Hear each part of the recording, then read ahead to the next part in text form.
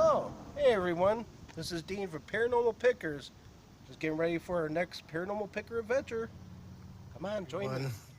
Welcome to another edition of Paranormal Pickers. I'm going to start calling it Chaos at this point. Uh, yeah, because nothing ever goes the way I want it. The scheduling was off. It had me going on at 1:30 in the morning. Oh boy. So bear with me for a second. Last minute change because our guest uh, could not make it due to an illness. So prayers out to her, but she'll reschedule definitely. And just making sure. Oh, wrong one. Darn it.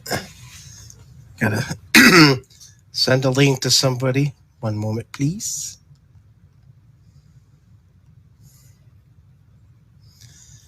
Because he says.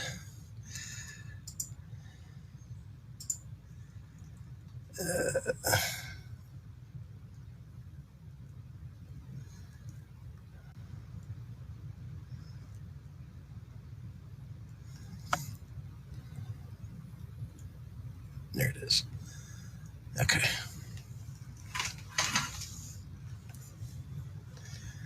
All right, all right, all right.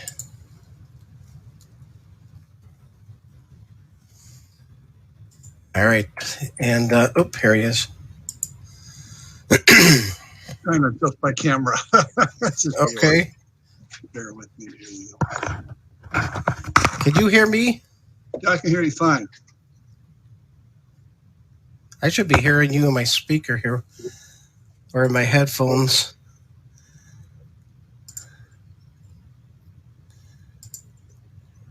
Is that better? Can you hear me now? I can hear you all the time. Okay, now I can hear you in my ears. Okay, gotcha. All right, yeah, what a way to start. So I get home, and it's been, I'm telling you, if I didn't have bad luck, I wouldn't have any luck. I get home, this world just tests me all the time, or it tests my patience, and I'm fine. No, I'm good. But so I'm looking, I sign on, and I'm like copying the first link out there, and I'm like, wait a second, it's got me going live at like 1:30 in the morning. I'm like, what the hell's going on here? So I had to redo it all within minutes too. So I'm emailing you, I'm sending a link here, I'm rescheduling, I'm putting all this other stuff out there, and I'm like, yes, for some reason, if you send a link to my cell phone, somehow it gets to there. And if I type it in exactly the way it is, I can't log on for some reason. It doesn't look on. Interesting. Paste it, then I can log on. It's crazy. So I went to the other and it got me in. Sometimes it's like if it's a clickable link from an email, I get right in. I don't know. It's just crazy. Okay. Like that, but it does.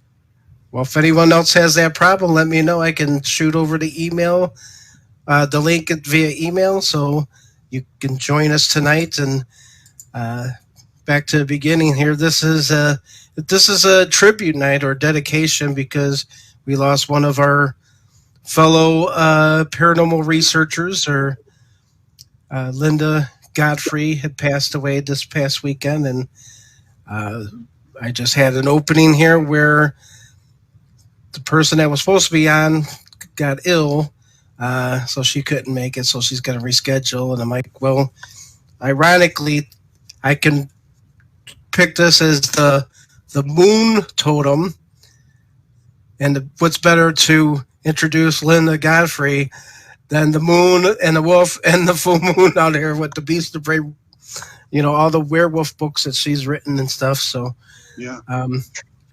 What a great lady. It's sad to hear that she passed. And I watched this, I think it was last year, show that, God, what's his name?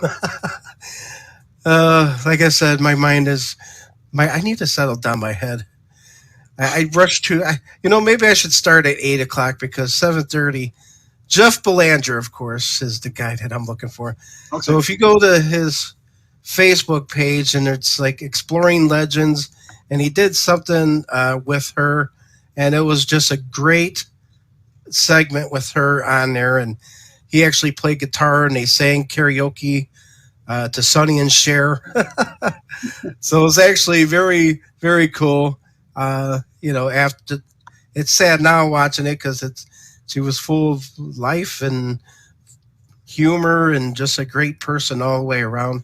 And I don't think anyone has anything bad to say about her. So sucks that she passed. Now, and I've met her a few times, of course, in the paranormal world. And, I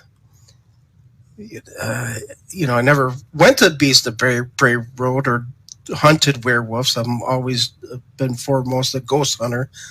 I haven't done Bigfoot or anything like that either. But probably go up to Beast of Bray Road. It's just not that far from me, so I don't have any excuse not to go. Yeah. Just to see what it's all about. But sometimes when you're out on the dark roads of Wisconsin, and there's other things, live things out there, especially humans that have guns that could get off my property and shoot at you, that type of thing. So got to be leery of that. But yeah, no, I definitely want to get out there. But so we'll talk about the Beast of Bray Road tonight. Thank you, Dale, for joining. And anyone else that wants to join in, let me know. I'll send you the link, and you can give your story about when you met Linda or anything that you have to say regarding Linda Godfrey. The other show, too, is I watched a couple videos last night and went into the newspapers and found some articles that she had posted because she was a reporter. She was a columnist. She was a cartoonist. I think her son is an artist as well. And she illustrated a lot of her books. I know that. All her drawings and stuff. And that's what it was. It was Dave Schrader last night had a show called Paranormal 60. And Chad Lewis was actually on there last night, and they were talking about Linda as well. And Chad and Linda has worked on many books. And Chad had mentioned that he met Linda before even the Beast of Bray Road book came out. It was like in 2003, I want to say, or right before that. And the weird thing, too, is I had a ghost hunt out in Hinsdale, and the client that I was talking to, actually lived in Lake Geneva area, and she was an eyewitness to the beast, I guess, and she appeared in the book, in Linda's book, so she was one of the person that she interviewed, and I thought that was she goes from the Beast of Bray Road over here, and then out in Hinsdale, and I was ghost hunting her mansion that she had out there, and so that was an interesting connection there. A lot of things I copied some quotes and stuff, but she's been everywhere. Not like yourself, Dale. Yeah, you haven't been anywhere, but she's been in the Wall Street Journal, Chicago Tribune, Small Town Monsters, Legend Seekers TV show, Dead Files, The Unexplained, which was on the Travel Channel as well. The Search of Monsters, obviously, she's the monster guru. The Beast of Bray Road will ever be tied to her name. Monster Quest, Fox News, Red Eye, Lost Tapes, Monsters and Mysteries, Sean Hannity's America, she's been on that. Inside Edition, Coast to Coast America or AM, Wisconsin Public Radio, of course, and even the Jenny McCarthy show, which is awesome. She's actually from around here too, Jenny. She's from St. Charles area. Okay. So a lot of she's done it all. And one of the quotes too that I saw is that she didn't start writing until later on when the computer world started coming in. I'll have to find that quote and read it verbatim. It was kind of funny. Let's see here. Yeah, because she said she waited for the computers to come up before she started writing. Yeah, here's her quote. Exploring the unknown, fringes on human experience and myth has always been my passion. I love the novels and of Thomas Hardy and Tolkien. I know I'm saying that wrong. Um, and the fact gathering of Charles Fort. In my own writing, I usually organize material mentally before committing anything to paper. My best inspirations come from dreams or from meditating on long walks, which is awesome. My very earliest memories are of desperately wanting to learn to communicate through both writing and drawing, but I waited until word processors and then computers became available to begin my writing career. Uh, I revised so much that writing in longhand or on typewriter seemed too burdensome when I could instead create visual art. That's awesome. The correction process is much more enjoyable in paint, and I still see myself as an artist who learned to write rather than the other way around. So that's cool. That was a quote from her that I found. Pretty cool. Lovely lady. I mean, seriously, I mean, they were talking about her last night as being just here you are with all these people with uniform ghost hunting gear and all this other stuff, and then this little lady comes by that looks like your English teacher. Oop, hold on, my phone fell here. See what I mean? I'm telling you, things are falling apart here. Yeah. I mean, that's a little bit similar to how I got started. I mean, I was starting the Ghost Trackers newsletter back in 1977, and you didn't have anything like the World Wide Web, anything like that. So I was typing everything on typewriters and using a lot of Correcto ribbon and everything when I made mistakes. So, explain to the young folks out there what Correcto ribbon is. Well, it's actually, in my, I still actually have a typewriter in my office that I used to address envelopes and everything. And as you're typing, you make a mistake, you hit the correct button. It actually goes back and it actually, it kind of like takes the letter or that whatever you did wrong off, and it looks like it's the background again, and you just type over it. I mean, before that, I mean, I used to use the actual paint stuff that's used to paint on there, the Correcto paint, and you used to have to put it down and go, blow it so it was nice and dry, otherwise you'd screw up your typeset machine and all that. But yeah, it's so nice to go where you have computers and you can just, computers actually will word check and grammatical check and do everything for you pretty much. It means kind of like your own proofreader, I guess you could call it. Right. Yeah, nowadays you could just put 2 words in and it could write the rest of the story for you. Or write songs, or everybody's an artist. Everyone's We had a program years ago. I don't know if it's still out there anymore, but there was a program that you could actually hook your microphone up to your word processor and talk, and it would just type for you. Yeah, the Dragon, wasn't it? The Dragon? Yeah, something like that. I forget what it's called. I think it might still be out there. But that's the technology now. So that's the word to text. So it just it was short-lived because the technology was that fast to go the other vehicles. It wasn't. You just didn't need that program. It was all over the place. Yeah. But it was real short-lived. I think it was called Dragon, I want to say. Yeah, something like that. I think it was. I never tried it, but I thought it might have been a good idea to try it. But I mean, obviously, if you stutter or if you say, it's gonna put that in there too. Then you got to go back and you got to do your own editing anyway. If you speak like Ozzy Osbourne, it might have problem. Yeah, but no, we actually did use that in a ghost hunt at the lab. We used it at the lab. We set up a microphone and put it in an empty room, and we would ask questions, and we would see if the microphone would pick up any words on the Dragon. Yeah. So it was like it'd be like a written EVP. Yeah. If you heard a disembodied voice, then maybe it would type disembodied voice in there or something. So we tried it at the lab. We did, you know us, Dale. We do everything at that lab. Well, that's why they call it the lab, right? Exactly. They're always experimenting. So we got Laura and Ron out there commenting. Hello, guys. So that's cool. Thanks for joining. So yeah, pretty much the same way. So let's see. I could bring up one of the pictures here. Let's see.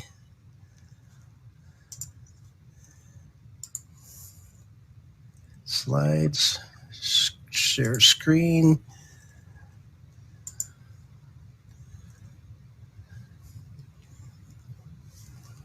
I'm surprised my computer isn't as fast. I got it actually hooked into the damn modem now, so it shouldn't be too bad.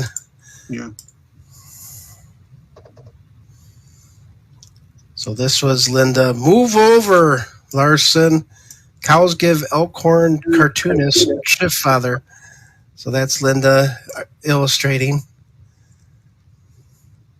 Yeah.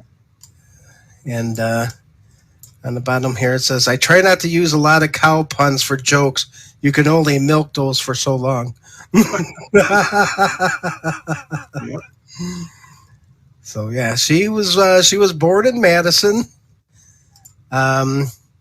Linda Susan Godfrey, and on the show, on the Jeff Belanger show, Jeff asked her what the S stood for, and she went on about saying that like her maiden name is Smallwood, so for a long time she would refer to it as Smallwood, but it's actually Susan. Yeah. And I guess. Born March 20th, 1951 in Madison. Daughter of Roland, who was a manager of a glass installation firm. Elaine is her mom, was a homemaker. And it goes on about she married Stephen Godfrey in August of 1972, had some children. Well, you find out a lot of stuff on the internet. German, Czech, English, Irish descent. University of Wisconsin, Oshkosh. So 1976. So yeah, Whitewater. I know she did a couple things up in Whitewater. That's the area where the witches, they say the witch tower there up in Whitewater. It's a nice little town. And there's when I went up there, I stopped at the they call it Second Salem, is what they call it, Whitewater. And there's a brewery up there called Second Salem Brewery. So I found some growlers, took home some beer with me. So that was nice. So yeah, if you go online, there's a couple videos of her walking around the tower and stuff.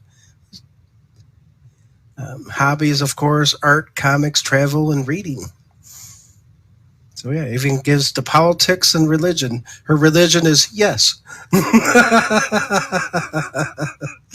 She's awesome. Yeah. So you will be missed.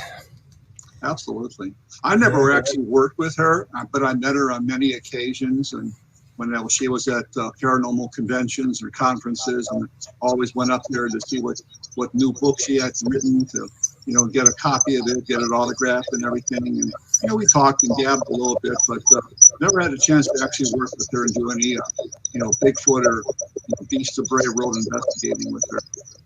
Okay. Yeah, your mic is doing something weird on that. Did you hear that? Yeah, it's kind of like moving back. Yeah, now it's better. Okay, I was maybe too loud over here.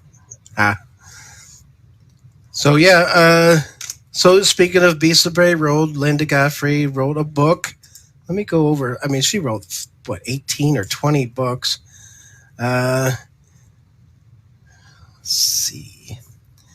She had The Poisoned Widow, A True Story of Sin, Strychnine and Murder, Trails book. That was 2003. The Beast of Bray Road was in 2003. Weird Wisconsin, 2005. Weird Michigan, 2006. Hunting the American Werewolf, That's why I'm Wolfman Dean. I don't know if you saw my name there. I see that. uh, Werewolves, young adult nonfiction. Strange Wisconsin, Strange Michigan again. So Weird Wisconsin and Strange Wisconsin. So you got one of each. I think they would coincide, wouldn't they? Yeah. One of the things that she said too, as being an author, is that, and I thought this is a great quote, I try to write bigger than I look. Yep. Yeah, there's there's also interviews with her on there talking about her writing process and, how she goes and interviews people as well. Um, just and the funny thing is when she first came out with the Beast of Bray Road, it was just like a little article in the newspaper, and then she wrote a book, and then next thing you know, it's kind of like it took over the town, and bakeries were making werewolf Beast of Bray Road cookies. She drew something from an interview, and that what they used for the cookie mold to make cookies with. And they were actually the DNR were actually registering people to hunt werewolves, and there was it was called a hairy face stamp. I guess you can get a hairy face written on your hunting license. Oh man! So yeah, it took off, and Chad was saying that she had license plates that said Bray Road or Beast of Bray or something like that. And when it started to get popular, she got rid of it because she was getting honked at and got more attention than she thought she would with it. So she got rid of the license plates. Let's see, exploring. Okay, that's the one that I already read. Okay. Yeah, cool. I try to rate bigger than I am. That's awesome.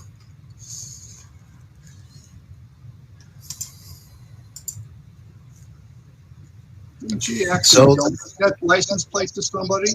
I know she got rid of it, but I think she donated it to somebody. Oh, I don't know. It was actually a picture of her holding the license plate that said Beast Bray or something like the abbreviation, and she was handing it to somebody. I saw that picture online. I think it was on Facebook, actually. I can't remember who it was, though, right offhand. But I know she actually donated it to somebody. Wow. So, that would be, obviously a very collectible item. One of a kind. Well, absolutely here. Yep. So yeah, I don't know how much she went out alone in the Bray Road, but she's that's walking around at night in the woods or even in a road by itself. You never know what can come out of that field. I've seen many of things out here in in this part of the world, and you never know, especially with the talk about Bigfoot, and I believe she was a believer of portals and where they can pass through different portals and present themselves that way. So it kind of you kind of have to think now, is that an evolution in a sense? Are we seeing something today that's is evolutionized, or something in the past that used to be here that we're seeing? Or is it just something foreign to us or alien to us? So there could be three different things there. Oh, absolutely. Absolutely. It's food for thought. Yeah, definitely. You never know. There's back to the card there. It looks like a dog with a collar and a wild wolf there. A while You know, yeah. yeah. So the moon tarot meaning is a warning, deception, enemies who are out of sight, a caution to stay on your path for safety. So again, you know, if she's Yeah. veering off into the woods, how safe can you be? Especially when you know there's farmers out there, and I've been watching a lot of I don't even know what the show's called, but it was something like evil intentions or something like that, where it seemed like every show was these kids going out into the woods looking for devil worshippers and all this other stuff, and things start happening where they're getting burned, scratched, levitated, followed. Can you see that okay, or is it kind of glary? It's kind of glary. Oh, there you go. Oh yeah, the picture of her with the werewolf. Yeah. And then Bray above it too. Yeah, yeah. Bray Road. Yeah, I think Dave showed that on the show last night too. Yep. So let's see. Yeah. I'm gonna bring up another. And I just saw it a couple of days ago, and I thought it might have been on. I'm pretty sure it was on Facebook that I saw it, and it actually showed her an older picture of her with a license plate, and she was giving it to somebody, and they were donating it to somebody. Interesting. And I just can't remember whose timeline I saw it on. Right. But there are a lot of tributes online during Facebook in the last couple of days. Everybody kind of coming forward with their stories about their interactions with Linda while she was alive and so forth, and a lot of pictures and so forth. And I saw it somewhere when I was kind of just surfing the Facebook that the last couple of days, and darn if I can't remember where I saw it now, unfortunately. But Facebook is so extensive nowadays, just trying to find something. I mean, you have to go back. I mean, who knows how far to find something, but yeah. Yeah, she also had Return to Wildcat Mountain, Wisconsin's Black Panther. That's something that I want to check out. And then there's the, let's see if I can share this here.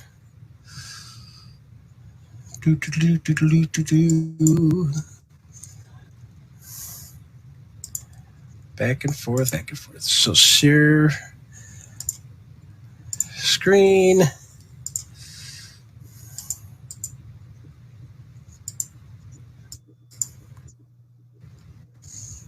Can you see? What are we seeing here? Yeah, Jeff Belanger. Yep. Okay, so that's the one I watched yesterday. So she has a different page. So this one, the last post was October 26th of 2021. There's the Return to Wildcat Mountain, and then if you go to this page here and watch this is an awesome show that Jeff did with Linda. And she has Mothman. She has everything in there. Yeah, I see that. Anything cryptic. So, do you hunt cryptids? Do I hunt cryptids? I have an interest in a lot of things. Basically, obviously, my main focus has always been on ghosts and hauntings and poltergeist phenomena. But I have an interest in Bigfoot and UFOs and cryptids as well, because a lot of times these things kind of tie in with one another. I mean, especially if you go into the idea that there are portals, like interdimensional doorways. John Keel, the writer of the Mothman prophecies, he stated on a lot of different occasions in his books, including Strange Creatures of Time and Space and The Eighth Hour and Jadoo and a lot of his other books, that they weren't called portals back then, they were called windows. It's the same thing. A portal, a window, it's an opening, right, to another dimension. And he called these like windows, where in some cases in a given location somewhere across the country, there might be, a whole rash of different types of sightings going on at the same time. Sometimes it would start off, this is back in the 60s, so there were a lot of UFO reports. This is about the time that, just before Project Blue Book was started, but they had a lot of sightings in a given area. Like Detroit had a big sighting flap in 1966 and 67. They would call them flaps. They were just a whole bunch of UFO sightings. And then at the same time that was happening, there was an uptick in ghost hauntings, poltergeists, and Bigfoot creatures, as though some interdimensional doorway just opened up and let everything just come in to our world for a little while and just create all kind of havoc. And all of a sudden, the door just, kind of like hit him in the rear end, as they say, and let the door go up, but that's closed again and everything just stopped. So interesting. It's like they had a hall pass. Yeah, exactly. So, I've always been interested, I've always wanted to go out to a location and try to do some Bigfoot hunting. I haven't had a chance to do that, but I've been to several places where there have been reports of cryptid type creatures reported. There was one down actually in Goshen, Indiana. When I was out there about 4 or 5 years ago, I was out there. They had kind of an outdoor meet and greet. Oh, we're breaking up or something. They had out there at the Don't be breaking up. I'm sorry? I think we're breaking up. Yeah, something like we froze there or something.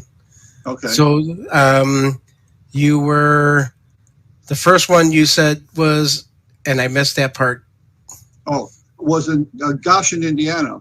Goshen, Indiana, okay. We went down there to do a meet and greet down there. And one of the persons in charge, one of the several ladies that were there, said that she lives only about a mile or so away from where this meet and greet was. And she said that she could look out her back door pretty much almost every night and see a dog man or a cryptid. And I'm going, duh, you're seeing them every night. Why haven't you got cameras out there videotaping? That's what I'd be doing at least. And that was very, very close. And it was kind of what they call a dog man, which I think Linda also got into that kind of stuff too. Dog man, dog, kind of like cryptids or, beasts that kind of, went on 2 legs, instead Correct. of running on all 4s. And then of course, I got into the Bray Road thing, partly because of her research that she did and her books that came out and her talks that I listened to, which were just fascinating talks. Mm-hmm. It just gave another side of the paranormal for me. It gave Right. The cryptid, the cryptozoology aspect of the paranormal. Shades of Lauren Coleman and people like that are Mr. Cryptozoologist pretty much in the United States. I'd love to go out and see his museum, but it's all the way out in Portland, Maine, which is not a little bus ride or something. But she really is the one got me kind of interested in, especially in the Beast of Bray Road. And I've always wanted to go out there. It's not that far away, really, from here. So I finally got out there, one year, several years ago, with another podcaster that has a show called The Insane Asylum. And, I went out there with them, and they actually got permission to go on the actual property, which is owned by a guy named Lee Hempel. And they're very close friends with him. And he says, you guys stay out here all night. You can camp out here all night, do whatever you want. You have permission to wander the whole property. And that was really cool. And so that was my first actual investigation, I guess you could say, of a cryptid, and it only happened a few years ago. She's been studying them for probably decades. Mm-hmm. Yeah, like when she said when she was researching it, and the police had a file. The police chief had an actual file that says werewolf, werewolf sightings or whatever. Yeah. So, I mean, so yeah. I would actually go to libraries, in the past. And I don't know how many libraries have this anymore, but they used to have what they call vertical files, which were basically, they just they're files that are stacked vertically, and they have like little tabs. Say, oh, JFK assassination. They might say folklore. They might say ghosts. They might say monsters. And I always would go there, and I would, they'd have newspaper clippings or they'd have little articles, and I'd always take them to the copy machines and copy. And that's how I did some of my research initially. I don't know too many libraries that actually have it. Everything is digitized nowadays on microfilm, microfiche, and stuff like that. But they very often would have things on, like Bigfoot or like crypto. I guess they didn't call it cryptozoology back then. It was just more like the study of monsters, more or less, is what it is. World news. They used to call it world news. Yeah. Remember the newspaper? I encompass, Bigfoot. It would include like things like the Mothman, like lake monsters, like everything, just any type of monster, basically that was. Now that I brought that up, I mean, I remember as a kid going in a grocery store and that World News sitting up there with all the alien faces on it, and it's just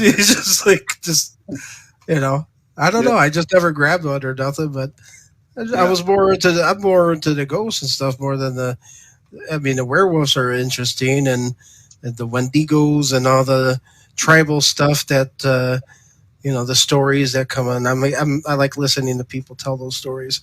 Skinwalkers. I know. Yeah, skinwalkers. Yeah. It's so funny. Out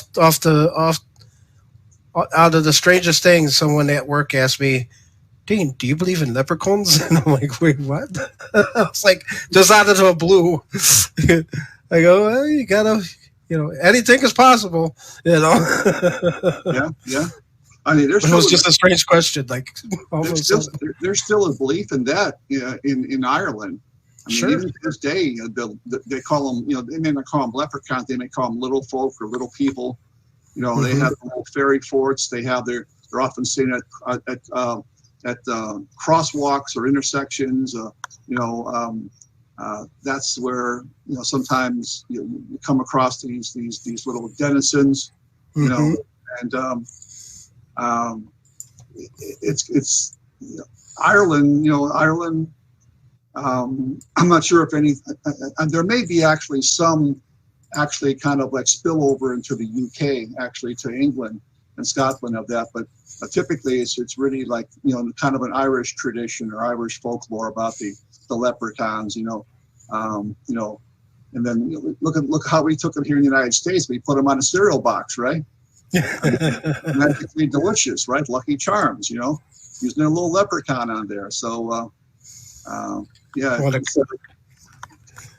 Cartoons, man. Cartoons, anything's possible. Oh, yeah, absolutely. Yeah. All right, so we got Greg Haas coming on for a second. Let's see if he wants to. Hey, Greg. How are you guys doing? Oh, pretty good. So, your sound. Can you hear me? Yeah, I can hear you now. Okay. All right. So, the show is dedication to Linda Godfrey. Have you met? When we talked the other day, yeah, I forgot that I had met her up in Milwaukee. Okay. And I think it was twice. I think it was two different of those cons up there. I think one time Dale was up there. I don't know if she was there that one, but I was at like three or four of them up there. I can't even remember when was the last time we were up there. Maybe like 3 years ago or something like that, Dale? Something like that. It was the Milwaukee. He's muted. Yeah. Oh, he can't hear you, Dale, for some reason. I hear. I'm not muted, obviously. Oh, there you go. Select hearing. I don't remember what that was like 5 years ago, 4 years ago. Something like that. That's T. Crowless is I think it was called the Milwaukee Con, or the one up there in Milwaukee. There was one in the town, then there was one at the college, one or two at the college. Yeah. There Oh, I was can't one remember. there was one at an old church too, wasn't it? Or is Yeah. that the one? Is that the That's one? That's the one that Dale was talking about, I think. Okay. Where it was all on that main street, that highway that goes through Milwaukee. Yeah. And it was that old, I think it was a church, wasn't it? Yeah, it was an old church. And we had the booths upstairs. No, the first level, and then everything else was downstairs. That was crazy. But she was, I couldn't tell you what we talked about. I remember she was cordial Of course. and very, very nice. And, once she heard that I knew Dale, it was like, wow. She ran. No, she didn't run. She said I was a member of GRS. So it was pretty neat. Yeah. So do you believe in Bigfoot and Beast of Bray Road? I mean, where are you at with the whole crypto stuff, Greg? The only place that I believe in that kind of Bigfoot stuff is like the Harry and the Hendersons.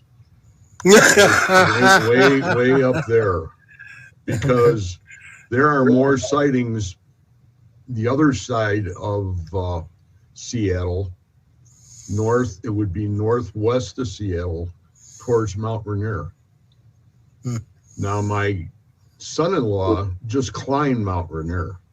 Oh wow. In the middle, probably about 3 months ago, and they attempted it 4 different times, but because of the shift on the glacier, they were pulled off.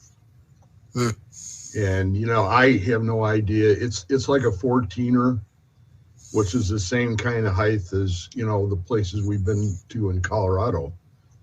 But if you're on foot and you're starting at the bottom and you're going up. But anyway, that's besides the point. The point was that there have been more sightings outside of Mount Rainier than a lot of the other places. Interesting. Up there. A lot I of sightings. I know she was one of the interviews that I was watching, or no, I think Dave played a video yesterday that he had on his phone, and she was talking about how she found a piece of log in the forest where the bark was off, and that she had the actual bark.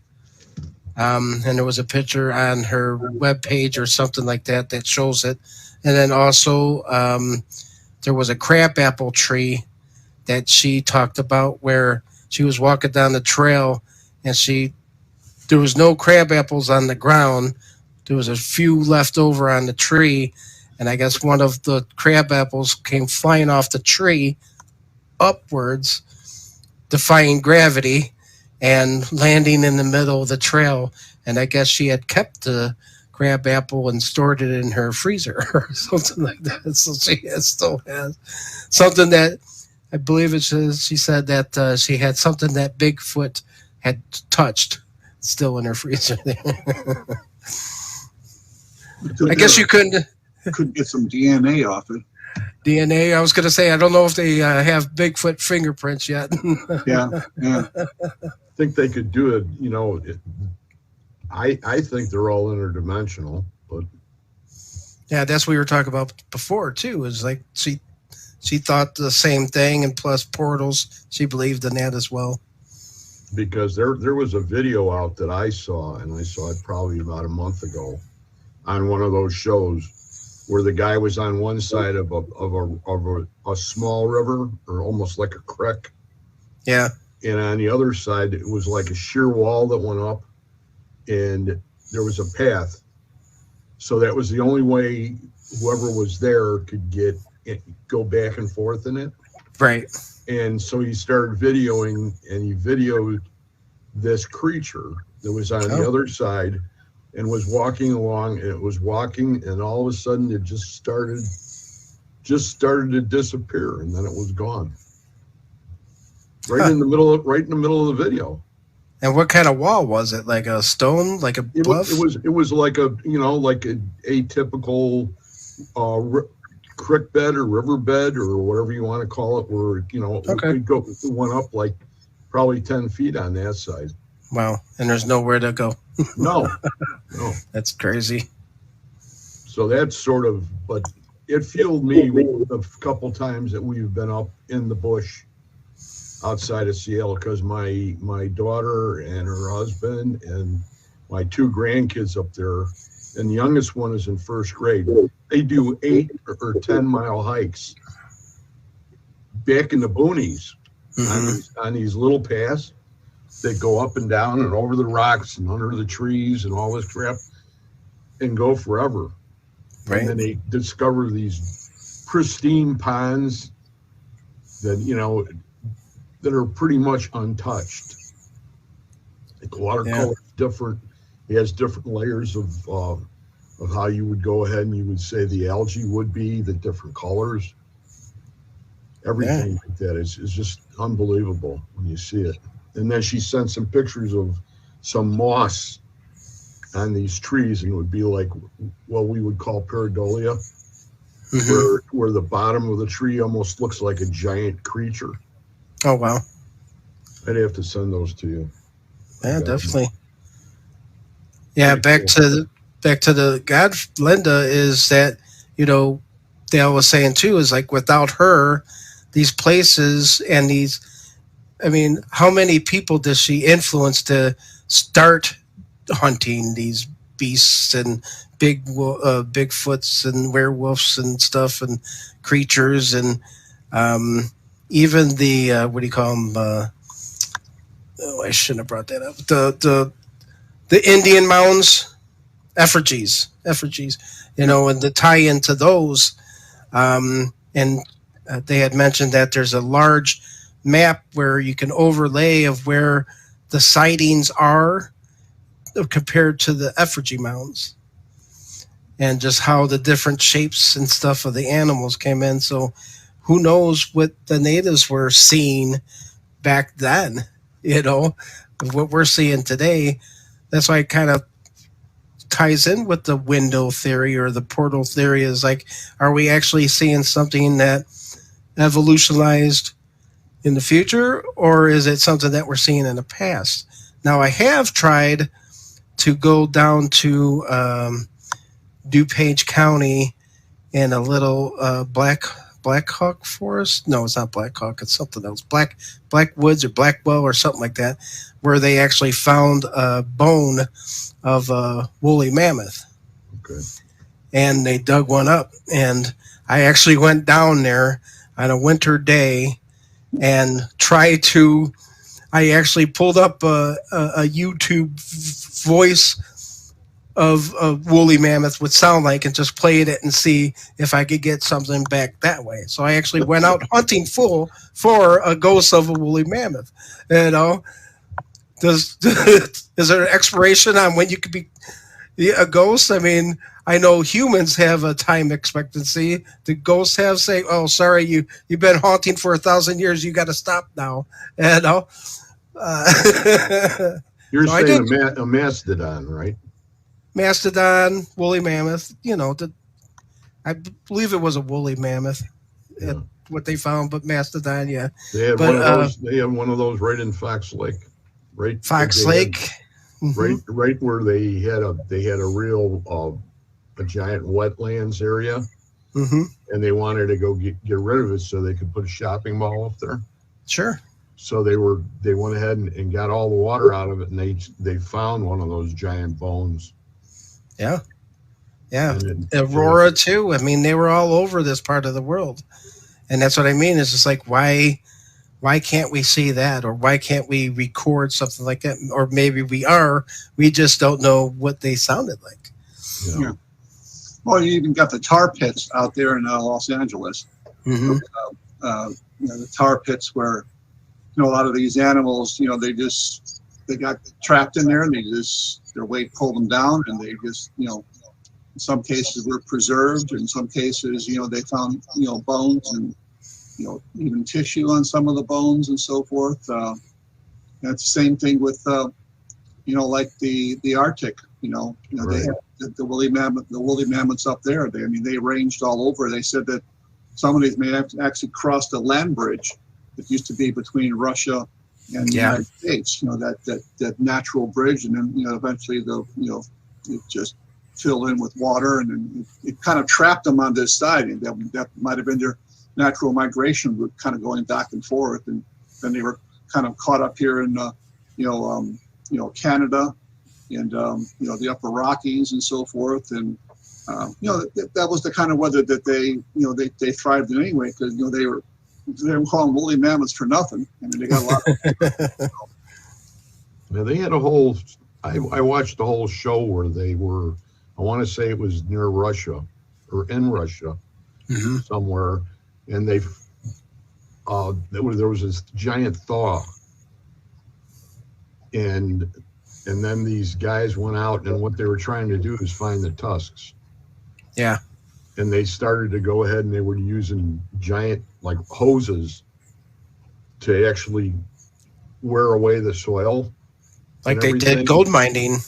Yeah, same thing. And they were finding tusks and everything else. And there was more than, they were like prospectors. They had there might have been a 30 or 40 guys that were all working independently of each other, just tearing it up. Well, Laura says hi, Greg, by the way. I don't know. Oh, hi, Laura. Good to see you. Yeah, she couldn't be on today. She's still recovering from her illness. So I heard on the news the hospitals are filling up again with flu and everything else. So I'm just... That's about that time. Oh, yeah. I got my flu shot. You got yours too? I got my flu shot. I got to get my booster, I guess, for the vid. Boosted. I'm all boosted, whatever you call it out. So go ahead and do it all. Get it done. Get me out of here. All right, so let's segue this into the Beast of Bray Road. So I'm assuming, Dale, you have the book. You read the book. Yeah. So it started with an article that she wrote, and it became a monster of itself, so to speak. And interview after interview and sightings after sightings, and people were seeing this thing along the road. How many investigations do you think have been on the Beast of Bray Road? Oh, at least dozens and dozens. I don't know actually how many people specifically are kind of like dedicated to that part of the parapsychology or cryptozoology. There aren't too many in the United States that are real dedicated like that. I could name a handful, but I'm sure that she did some investigating up there many times. I'm sure that maybe even Mary Marshall might have been up there with Jay Bachochin. Yeah, there. Thank you. I can remember. Bachochin. It took me a while to learn that too. Bigfoot hunting and everything. So that kind of like ties in with the same type of kind of a creature, more or less. Kind of a cryptid or cryptozoology, kind of an offshoot. Right. But there have been other people that I think that kind of like they're like they have more than one interest, like I do. Like I said in the beginning of the show, I'm ghost hunting and poltergeist is where I'm really at, but I have an interest in UFOs. I have an interest in cryptozoology, Bigfoot, kind of strange stuff, more or less. I have all the Charles Fort's books. In fact, I have the complete works of Charles Fort, which is a book about that thick. It's a huge book. It's got like Lo and Behold and all his early books. And I even have a book called The Geobibliography of Anomalies by a guy named George Eberhardt. And he had a painstaking investigation and research into everything weird all across the country, from just rain of frogs and blood coming from the sky to Bigfoot to all different lake monsters and so forth. And it's really nicely indexed. It's a really, really thick book. So there have been a lot of people that have actually researched, but I don't know how many people have actually investigated, places like that. And Bray Road, I mean, it's one of those places where most everybody, if you said Bray Road, they'll know what you're talking about. Especially if you say the Beast of Bray Road, then they'll know what you're talking about pretty much, because it's a thing that's been around for, I don't know how many years, decades at least, like I said, we had a chance to go out there to do an investigation with the people from the insane asylum, Joe and Mark. They got a podcast, and they're crazy guys. They actually joined us in a couple investigations. Last year we went out to Buddy Holly crash site, and we went out to Farrar School and a few other places. They actually joined us up there in the Tiger Sanctuary up in Sharon, Wisconsin, which was very, very haunted. But we had some really strange things happen to us when we were out there. We had a FLIR camera set up, and there was at the edge of the cornfield, there's a path that goes all the way around this big giant farm, this Lee Hampel farm, that we had permission to be on all night. And I was just shooting some FLIR to see if anything would show up, and all of a sudden something comes out of the cornfield, and it's not any of us, because I know where everybody was at. There was only 3 of us, and one had just walked past the cornfield. The other 2 were back by the barn. And this thing, and I showed it to Joe. I called him over right away. I said, "You got to look at this." And it looked to me like it was something on 2 feet, and I couldn't tell. It wasn't. It did not give off the color was not red. So in other words, it was not a real person, because a person giving off body heat on a FLIR, as you know, it's red, right, or white if you have a black and white FLIR. This was blue. This was cold, and so we're looking at that. And this is probably no more than, 50 feet away, something like that. And we were pretty quiet. It was a full moon out, so everything was really well lit up. Yeah, you could see out there. Yeah. So I took this really powerful, I got a 1,000 lumen flashlight, and I just shined it out there right where this thing had picked it up, and I wasn't seeing anything. And wow. It for a while it still showed up on FLIR, even when I was shining the flashlight around there. So it wasn't mapping out anything. It was it just showed the background, and everything was still kind of warm from the sun being out, so everything was kind of like reddish or orangey, but this thing was blue in the background. And to this day, and if you know me, you know that I'm real meticulous with storage and keeping records and reports and all this. I still can't find that FLIR footage anywhere. Wow. I know I didn't erase it.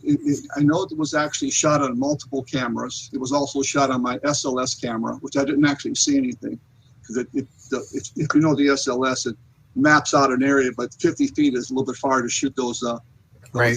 that mapping out area.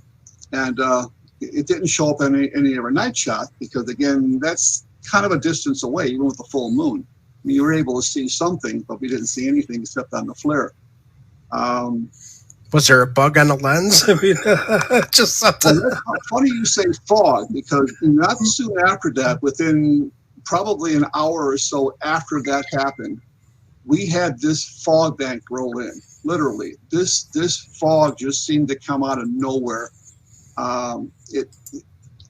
I guess if I would have had a hygrometer, I could have figured out the relative humidity it was in the dew point, to see if it was the proper temperature to create ground fog. But this just rolled in like something coming off the ocean or something.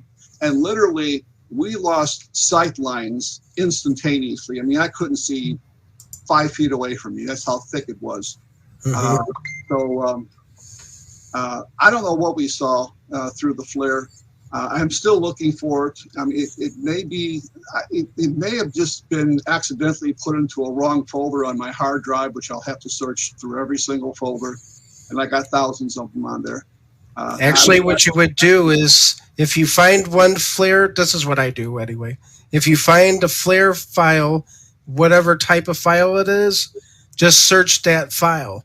So, like if I'm looking for a PowerPoint, I just search like .ppt whatever, Right. and just search that, and then I find all those files that come up there. That might be a faster way for you, Dale.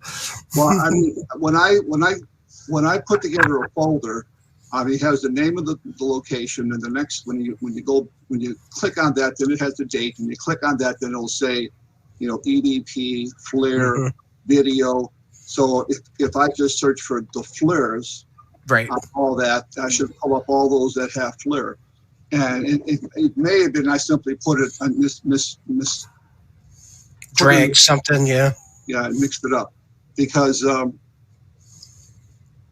the flare, which I don't have an actual flare, not a forward-looking infrared. I actually have the thermal tablet, which is okay, it's still good, but it's not as good as a dedicated flare. The good thing about this thermal tablet, you can take pictures and you take video. Where a lot of flare cameras, you can only take pictures, unless you have like a video output that you can then hook to a DVR or something like that. But or I use like a camera and just film it like this. Yeah, exactly.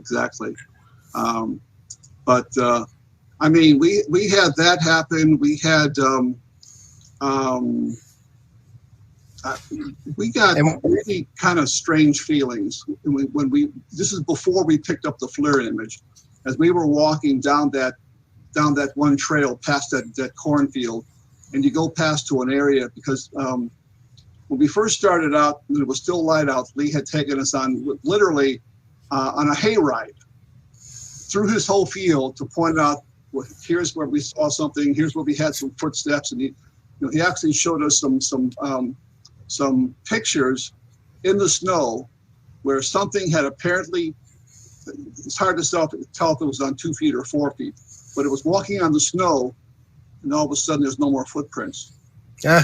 Now, where did that thing disappear to? I mean, there's nothing further back. It went up. Went into that doorway. Might have went into that doorway. Might have went to a UFO. I mean, who knows? But it just stopped. I mean, they just stopped. So we made sure that we went over to that area, and there were some animals that had been killed out there. They actually had put part of a carcass of a deer out there to try to attract this thing. Oh, jeez. And actually, they went out the next day, and this thing was just tore the bits.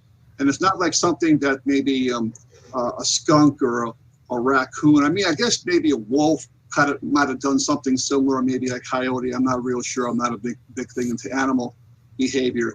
But I mean, he didn't think it was something like that. He thought it would have to be something that literally, he had pictures of where he put it and where it ended up. And he said for that thing to pick up that carcass and put it over there, it would have taken a lot of strength in the jaws and a lot of neck muscles and so forth. And he thought it might have been the beast that did that. And I said, well, why don't you put some trap cameras out there literally and just let them run, and just see what you pick up. And because I mean, if that's such a hot spot, I mean, I actually drove up and down the road a couple of times, and I had my 4K literally in the windshield shooting night shot as I'm driving down the road. So I was hoping, keeping my fingers crossed that something would run across the road and I would capture forever, the beast of Bray Road, but nothing happened. So if you compared a regular paranormal investigation in a house or anything like that to your files on your camera, couldn't it have been compromised by whatever was out there and stole those files? You never know. Literally removed them like it happens on a regular investigation. Could be. I mean, when we tried to do some EMF readings out there, using melmeters and, and tri-field meters and different devices, just to see if there was anything out there that was, electromagnetic in nature or abnormal EMF readings. And we really didn't pick up really anything out there. It was an occasional blip, on the K2 meter or something like that, or maybe a couple, 0.3, 0.4 milligauss, which is really nothing. It's more like background, if anything else. I would think that would happen if there was maybe a strong magnetic field that could literally wipe something off with the storage capability of a device. Just like taking a bulk eraser and going over a videotape or an audio tape or a CD or something. You're going to wipe everything off there. But that's a very strong magnetic field. And we just weren't picking anything up then. And I'm not saying that's still that could still be a possibility that something happened intermittently so very fast that we just, we didn't pick it up, or maybe we didn't have the meter going at the time. But I got a funny thing. It's mislabeled somewhere. And I have to go through my stuff here one day. And I'm glad you brought that up, because I'll do a search on my hard drive for FLIR, what do you call it? Folders that have FLIR labeled on there, and see if I might have just threw it in the wrong one. Or maybe the whole FLIR folder in a completely different, it might be not Beast of Bray wrote it might have been some completely different, thing I did. It could happen. I mean, I'm not infallible, so I mean. Isn't the kettle a few miles away from there? Yeah, it's not too far. Yeah, a couple miles, because that's where Jay took her and also Mary all the time. They did those two movies basically in the kettle, and there's been some phenomenal things that happened in there. I mean, if you look at some of Jay's footage and some of the things that he did, they actually made that contact with where they would take a big piece of wood and pop a tree, and they would get a popping back. Yeah. Which is, who's standing out in the woods waiting for you to pick up a big piece of wood and hit a tree? Yeah, they used to do that on Finding Bigfoot a lot. They would the take tree knocking with a baseball bat, and since they can't verbally communicate with you like Bigfoot, I mean, that might be a way to communicate besides throwing stuff at people. Linda Godfrey, she had what, it was an apple, you said, or something that was, or crab apple, something like that was probably thrown at her. I mean, there's also, you got the Bobo that goes, oh, he's bellowing out, and trying to see if he gets a return. And sometimes they get something, but you don't know if it's a coyote pack or if it's an owl, or what does the Bigfoot sound like? I mean, does it sound like the Bobo going, oh, like that? I don't know. But same thing with the woolly mammoth. We weren't around for the woolly mammoth. We won't know what it sounds like. Yeah, exactly. But they could take like the skeleton and see how the throat and everything form to kind of get close to how it sound. Yeah. So how it resonated. Yeah, just like Jurassic Park. You remember they took that Velociraptor, supposedly the nasal cavity, and they were able to blow through it, and it kind of said that's what it most likely sounded like. They can. Scientists and paleontologists, they're very smart people. They can figure stuff out like that, and I'm sure they got a full woolly mammoth skeleton somewhere. Especially with the head and where the vocalization would come through. I think there was one down in that museum in Moundsville. Yeah, there was one in there. I think they have one in the field museum too. I thought. Yeah, I'm sure they do. I thought they had one in there. Like when Susie walked in, they had a big woolly mammoth in there. So it doesn't take much to figure out. Okay, well, here's the skull. This is the nasal cavity, and this is what this thing would sound like. I mean, it probably sounds similar to an elephant, because I mean they're basically elephants are their their relatives, so it probably sounds kind of similar, like elephant trumpeting or something like that, or yeah. Yeah, but mammoths didn't have that trunk. They don't have a trunk? They didn't. Mammoths didn't have that trunk, right? The woolly mammoth did. I thought they were like elephant looking like. I didn't think they had a trunk. Yeah, you know, they that the big long nose. Yeah. I didn't think they did. Am I right or wrong? I think they do. I think they do. Yeah, I think they do. Yeah. I mean, they look different. If you look at their heads, their heads look a little misshapen, because they're more elongated in the nose, and they have their head cavities look so different, and obviously their trunks completely are different, because they curl. They look like a big buffalo, right? Like a big buffalo. I mean, well, I don't know.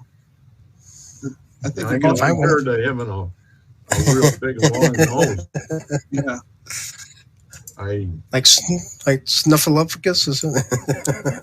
But that would be the place to go if you were going to do any more. Would be up in the kettle, and there's sorry,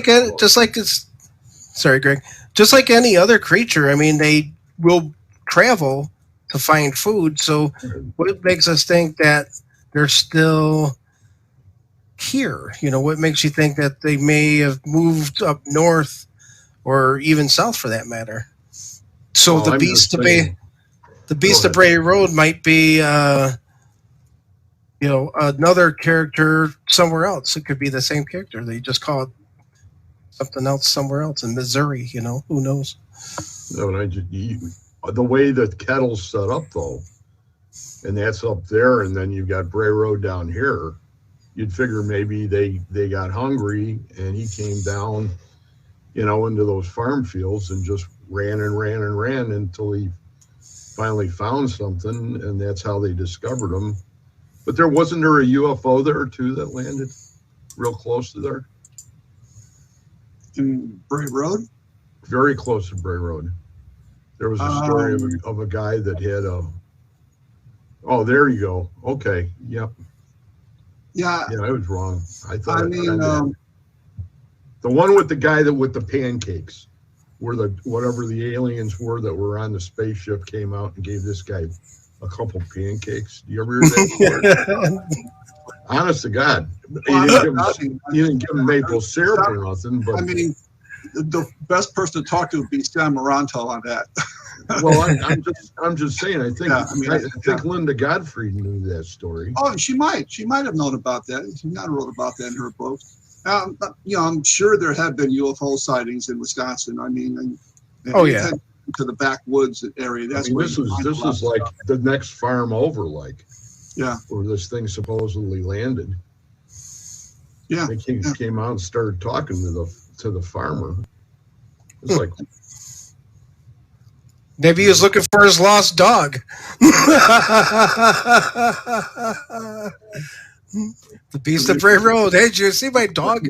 Maybe he was just looking for some syrup on those pancakes. That's the thing with a log cabin. Log cabin. Yeah, I mean, I think when I was researching it, I didn't obviously research it, the Beast of Bray Road anywhere close to what, Linda did. I mean, she did a tremendous amount of research and, probably, decades worth of research out there. But from the little bit that I researched, before I went out there, I looked up, books, obviously, like, Lauren Coleman's books on cryptozoology and, Linda Godfrey's books on the Beast of Bray Road, and even talked with Mary Marshall about, if she had ever been out there. And I'm trying to remember if she said she was or not. I'm sure she probably was. I know she did some Bigfoot hunting up in Wisconsin too, with Jay. But I tried to reach out to a lot of people, and also to basically try to get information about not just the beast of Bray Road, but like any other strange stuff that happened in the area too, because that would kind of tie into that idea of having, portals or windows or doorways. If more than one thing is happening out there, then we most likely are looking at something that could be maybe attributed to, interdimensional doorways. And that's why that's why people that are Bigfoot researchers say, well, nobody's ever found the Bigfoot body. I mean, do they carry off their dead and bury them? Possibly.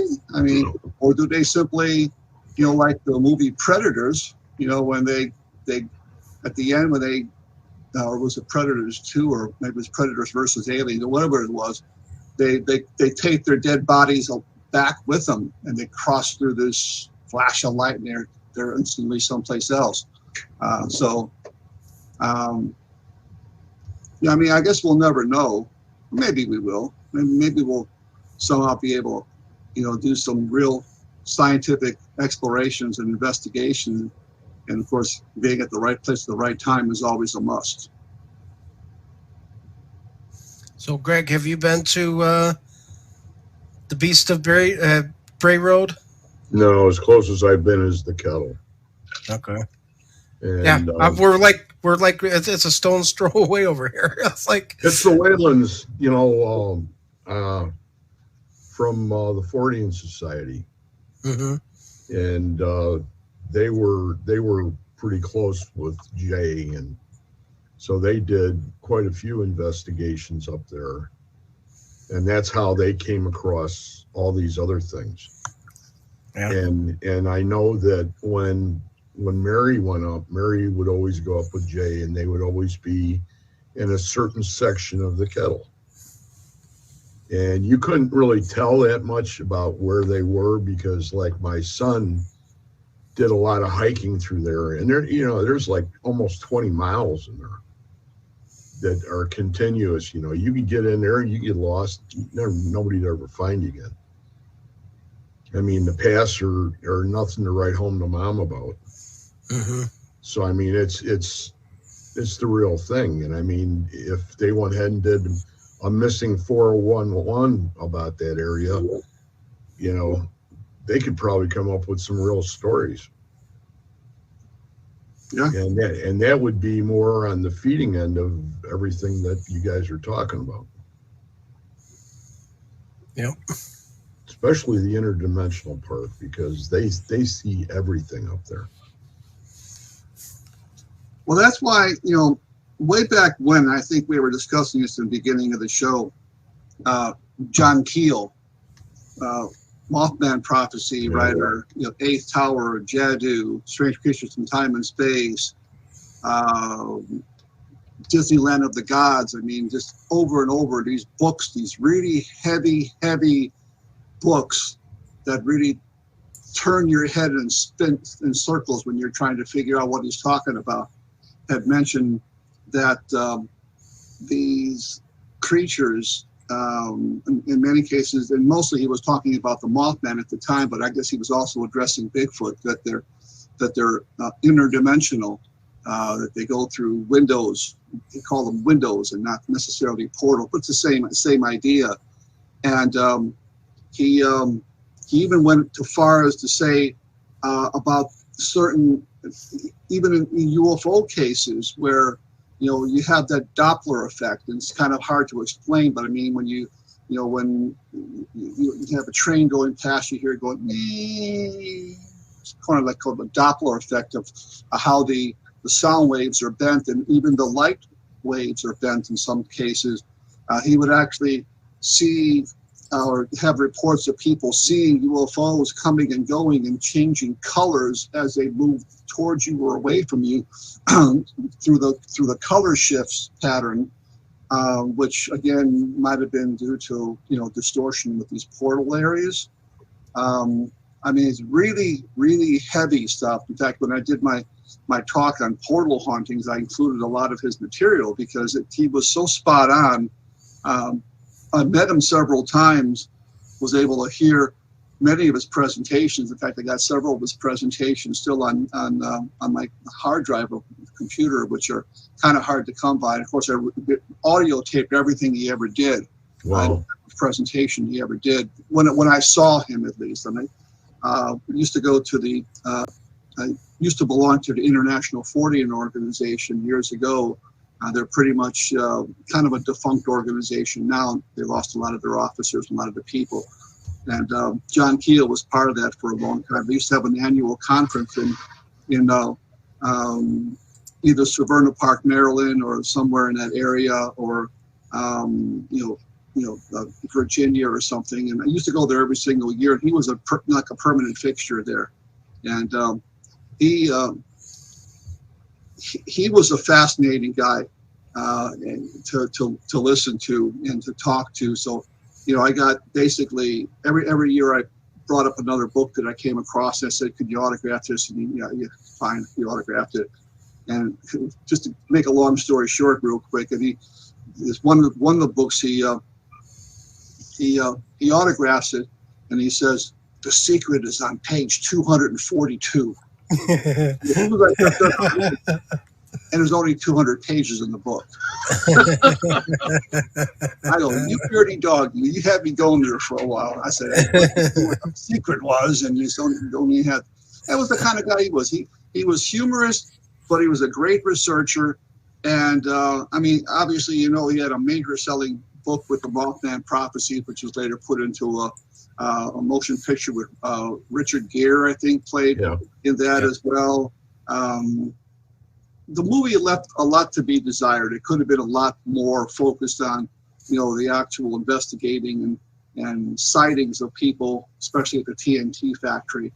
I still like to go back there one year because they actually do tours there of the old TNT factory where the Mothman was seen with the glowing red eyes and so forth. And they got a guy that wrote a couple of books. I think his name is Jeff Wamsley. Yeah. That wrote a book on. You might have been with us when we were there, weren't you, Greg? I think when we met you there. That's right. And unfortunately, he was there. He was there. He was at the bookstore, and unfortunately, we didn't have time to stick around to do a tour. Or I think he said that he wasn't doing a tour that day, or there was some reason we couldn't go. I mean, if he would have made room for us, I would have definitely went on the tour with him, because it's kind of hard to find some of those locations on your own. You have to have somebody guide you around. But I mean, like I said, we lose so many good people, in the field, in recent years, and Linda Godfrey is going to be one that's going to be sorely missed, by everybody, not only people that are into Bigfoot and cryptozoology, but just to show how to properly research, investigate, and she wrote like 18 books or something like that. And I believe Rosemary Ellen Guiley was part of one of her books. I mean, they both wrote, or no, Rosemary edited one of her books. Yeah. And she's gone, so. Yeah. But I did find something that if I go up the Beast of Bray Road area, I know what I'm bringing. I'm going to tie a video camera into this little remote control squirrel thing. What are you going to put a big drag that down the road? Or what? No, it looks like a squirrel or something. Look, the dog's going crazy. Yeah. Come here, boy. Come here. Yeah, I mean, I've been invited to go back up there, to Bray Road again. I don't know if we're going to do it this coming year coming up, but I'd like to go back up there again and, this time literally saturate the area with a whole bunch of trap cameras and, motion activated cameras and, a drone, binoculars, all different things. Just go crazy this time. A drone would be perfect for that area. Yeah, a drone would be perfect. I know Chuck has a drone. Yeah. He's got a license too. Yeah. I would like to get a drone actually that used infrared though too, that you can actually do night shot with. I don't think Chuck has that capability, unfortunately. I mean, that's a little more expensive, but I mean, Oh, yeah. I've seen some that you can actually, shoot down. You're shooting down like IR lights, and so you for that illumination, and then you're shooting with a night shot. One of my things I always like to do, I always wanted to do, was to fly a drone over Bachelor's Grove, a cemetery, in the middle of the night. Just keep flying it over there and just see if anything pops up. Because I mean, at nighttime you're not supposed to be out there, but I mean, typically I guess you could fly a drone out there. Makes a little bit of a noise, but you're not really trespassing. Of course, the drone goes down, and you got to go down and pick it up in the middle of the night. So they go so fast. Yeah, You'll hear them, but they're already gone. yeah. Got a crazy guy down the block here. He was doing it and told one of the I think neighbors. don't you have to have a license to fly a drone? Well, this is what we did with the neighbor. Or is The it neighbor, just the size?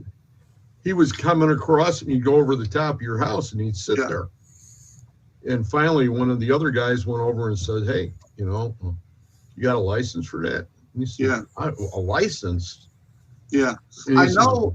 I was watching a video on YouTube one day, and it was one of these audits. They try to audit police departments and so forth. And he had this drone out there by this police department. He wasn't on police department property, and they were saying, "Well, we need to know how big that drone is, because over a certain weight or something, you need a license. If it's a smaller drone, you don't need a license," or something like that. That was in a different state, so I don't know how it works here in Illinois.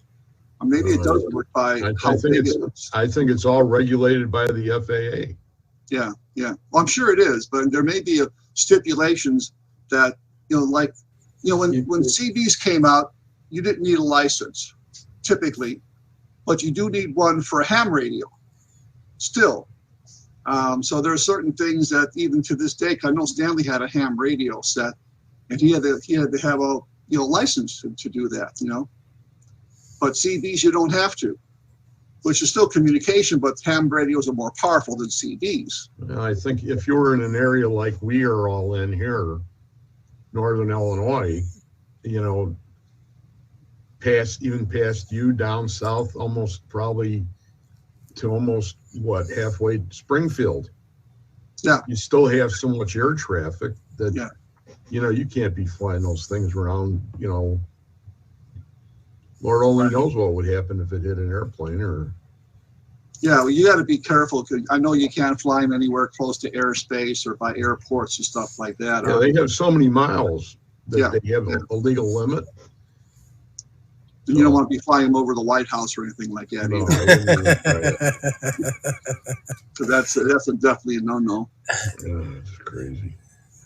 Nudist beach. Yeah. So but there's that. Go ahead. Go out and search. You'll get tributes and all the videos that come up here. Yeah. And she's going to be well missed. And buy her books, whatever, find her stuff. She's out there. So, again, we had an opportunity to pay tribute to Linda tonight. I'm glad we did. And of all things, on the episode with the moon card. I mean, how can you get any apropos? How about that? Yeah. Did you pull that out by yourself? Oh, no. This is episode 18. It's the moon. It worked out, I thought you actually pulled it out of the deck. No. Hey, I just saw somebody I know. You did. And I think the cover, too, she said that the original cover of The Beast of Bray Road was done by an artist that, did other works, and it escapes me right now. But he wanted more money for the reprint, so her son actually did the second version of the cover of the Beast of Bray Road book. Right. Yeah. So, and there's Chad, of course. So, Yeah, go out there and check everything out, man. It's out there. Any last words, guys, before we head Well, off thanks Uh, for into letting me Slumberland? be on there. Appreciate it. No, no problem. well, just like anybody, anytime we lose, somebody from paranormal or any community, it can be friends, it can be loved ones. We cherish the time we had with them. We are grateful for their expertise in the field or fields that they may be expertise in. Um, we will miss, the camaraderie of and being together with them, even if it's just when we came across them in a conference or at a book signing or at a meet and greet or something like that. Um, so it's always hard when you lose somebody, and she wasn't that old. She was about a year older than me. So I mean, she was really not old at all. I think she died of Parkinson's or complications from Parkinson's disease, I believe it was. I think I read somewhere online about that. So she was somebody taken way too soon. We could have had at least several more decades of her, hopefully, several more decades of her, doing her thing and getting the word out on, and who knows? I mean, I always say this. I mean, eventually somebody's going to make a breakthrough in ghosts. Somebody's going to make a breakthrough in this. And somebody's going to make a breakthrough in that. But I think if anybody would have made a breakthrough in maybe cryptids, perhaps it was either going to be one of two or three people that would come to mind, either Lauren Coleman or maybe Linda Godfrey. I mean, they were both been in the field for many, many years, and they will be missed. Well said. Thank you, guys. I'm going to end the broadcast. Stay tuned. Hopefully, next week you might see a few more shows towards the end of the year here. Got a paranormal pickers. We got a few more shows to do, so hang on and watch us on Facebook, and we'll talk to you next time. Good night, Awesome. everyone. Good night. Take We'll see care. you guys. Oh, hey.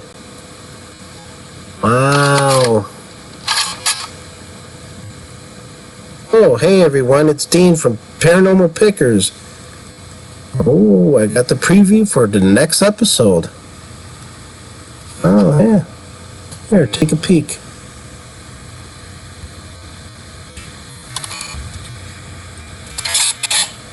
Oh.